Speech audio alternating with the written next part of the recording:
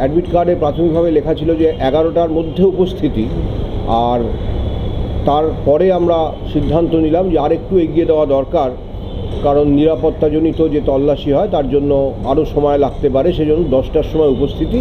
এটা আমরা প্রত্যেক পরীক্ষার্থীকে অনুরোধ করছি এবং আপনাদের মাধ্যমে সে অনুরোধ আশা করি তারা পেয়ে যাবেন, আমার বার্তা পৌঁছে যাবে। তা এইটা একটা খুব গুরুত্বপূর্ণ দিক। মোট পরীক্ষার্থীর সংখ্যা আপনাদের আগেও বলেছি আমি, দুটো পরীক্ষা মিলিয়ে 5,65,000-এর মতন। তার মধ্যে 3,19,919 এই সংখ্যাটা হচ্ছে আগামীকাল যে পরীক্ষাটা হতে চলেছে।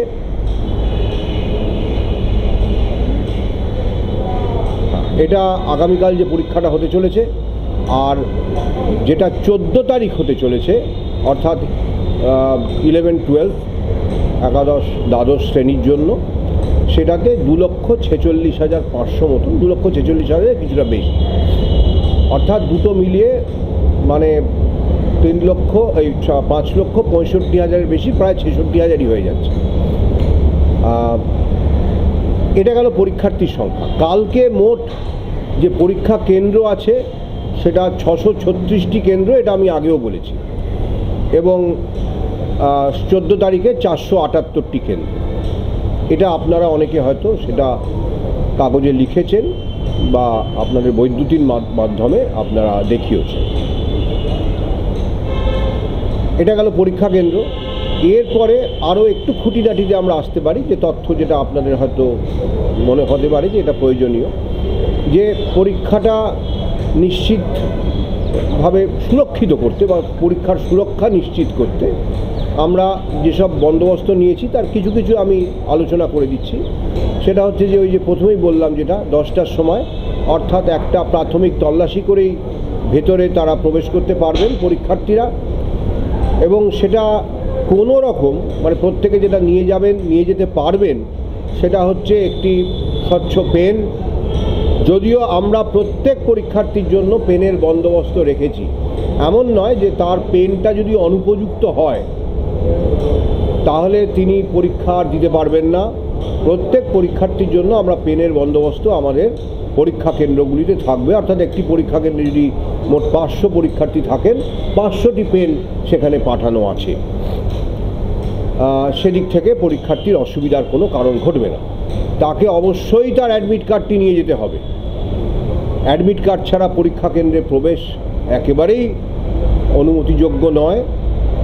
আর অ্যাডমিট কার্ডে বারকোড স্ক্যানার আছে, অর্থাৎ অ্যাডমিট কার্ডটি মানে আমরা আমাদের ওয়েবসাইট থেকে ডাউনলোড করা কিনা সেটাও খুব সহজে বোঝা যাবে। অ্যাডমিট কার্ডে বারকোড স্ক্যানার থাকবে, তাতে কি থাকবে সেটা আমি আলোচনা করছি না।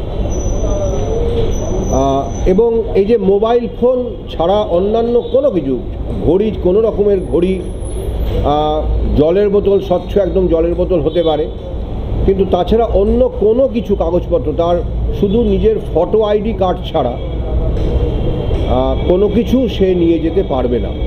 যার অ্যাডমিট কার্ডে মনে হচ্ছে যে কিছু সমস্যা আছে, মানে ফটোটা স্পষ্ট নয়, হয়তো উনি মনে করছেন ততটা, বা সইটা স্পষ্ট নয় বা সইটা দেখা যাচ্ছে না, তাহলে তার পরীক্ষা যাতে বাতিল না হয় তার জন্য আমরা তার ওই অরিজিনাল, তো তিনি একটা আইডি কার্ড নিয়ে যাচ্ছেনই, তার একটা স্বপ্রত্যয়িত বা সেলফ অ্যাটেস্টেড, যেটা ফটোকপি বলি, সেরকম কপি উনি নিয়ে যাবেন ওই অ্যাডমিট কার্ডটি, এই অ্যাডমিট কার্ড বলছি, ওই ফটো আইডির, এবং ফটো আইডি কার্ডের যে ওই সেলফ অ্যাটেস্টেড ফটোকপিটা পরীক্ষা কেন্দ্রে জমা থাকবে এবং সেটা আমাদের কাছে চলে আসবে আঞ্চলিক কমিশনগুলির মাধ্যমে। কালকে আমাদের একটা পরীক্ষা আছে এবং গুরুত্বপূর্ণ পরীক্ষা, তা সে বিষয়ে কিছু তথ্য অবশ্যই জানানো দরকার সংবাদ মাধ্যমকে, এবং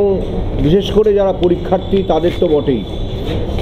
কারণ অনেক সময় আমরা অনেক কিছু হয়তো ওয়েবসাইটে দিই নোটিফিকেশান, কিন্তু সেটা হয়তো সবাই ঠিক করে দেখেন না, ফলে আপনাদের মাধ্যমে অনেক তথ্য যায়।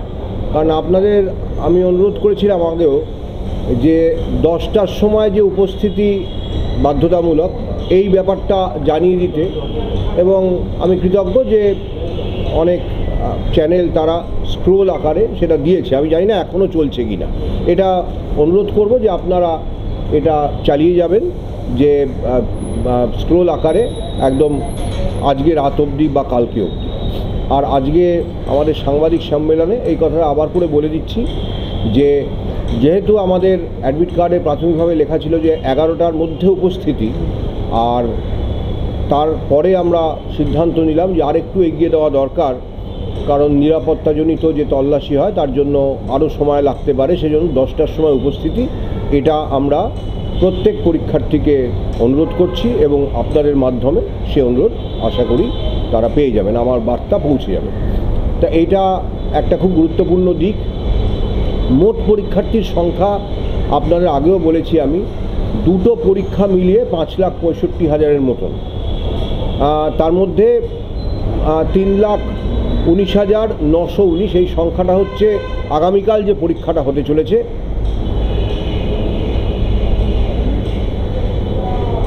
এটা আগামীকাল যে পরীক্ষাটা হতে চলেছে, আর যেটা 14 তারিখ হতে চলেছে, অর্থাৎ 11-12 একাদশ দ্বাদশ শ্রেণীর জন্য, সেটাতে 2,46,500 মতন, 2,46,000 কিছুটা বেশি, অর্থাৎ দুটো মিলিয়ে মানে 5,65,000-এর বেশি, প্রায় 66,000-ই হয়ে যাচ্ছে।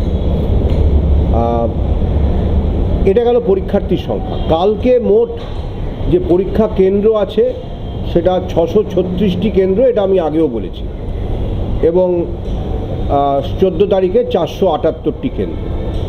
এটা আপনারা অনেকে হয়তো সেটা কাগজে লিখেছেন বা আপনাদের বৈদ্যুতিন মাধ্যমে আপনারা দেখিয়েছেন।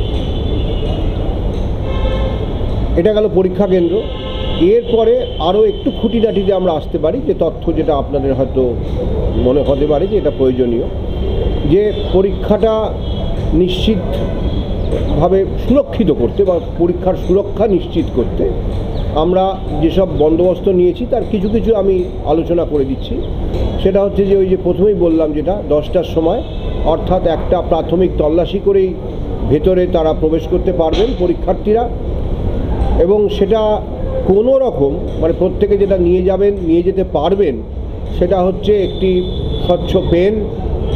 যদিও আমরা প্রত্যেক পরীক্ষার্থীর জন্য পেনের বন্দোবস্ত রেখেছি, এমন নয় যে তার পেনটা যদি অনুপযুক্ত হয় তাহলে তিনি পরীক্ষা দিতে পারবেন না।